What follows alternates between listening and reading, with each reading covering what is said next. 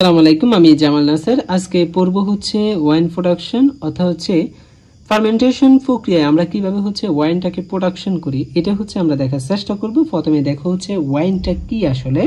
Wine is a alcoholic beverage made from the food juice and by fermentation. অর্থাৎ fermentation প্রক্রিয়া হচ্ছে তোমার ফুডের যে জুস থাকে, এই জুস থেকে বিশেষ করে হচ্ছে গ্রেপ থেকে হচ্ছে তোমার বা আঙুর থেকে হচ্ছে তোমার কিভাবে ওয়াইনটা প্রোডাকশন করা হয়, এটি হচ্ছে আমরা এখানে দেখার চেষ্টা করব। তো প্রথমে দেখো এক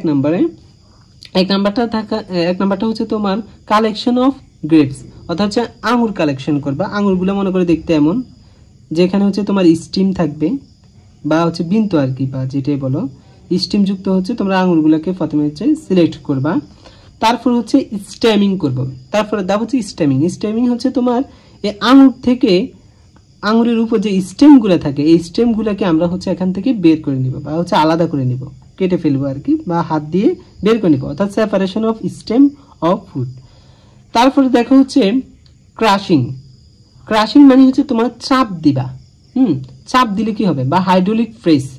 এই আঙুরগুলোকে আমরা পেলাম, আঙুরগুলোকে যদি আমরা হচ্ছে হাইড্রোলিক প্রেস করি, তাহলে হচ্ছে দেখো এই আঙুরগুলোর মধ্যে যে জুসগুলো থাকবে এগুলো কিন্তু হচ্ছে বের হয়ে আসবে। অর্থাৎ হচ্ছে এই ফুডের যে জুসগুলো থাকবে এগুলো হচ্ছে কিন্তু স্কিন থেকে, মানে ফুডের স্কিন থেকে হচ্ছে তোমার সেপারেশন হয়ে যাবে।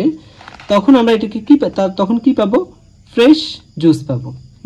তো ফ্রেশ জুস পাওয়ার পর আমরা কি করব, তারপর হচ্ছে এই ফ্রেশ জুসগুলোকে আমরা হচ্ছে একটা মিডিয়ামে নিব।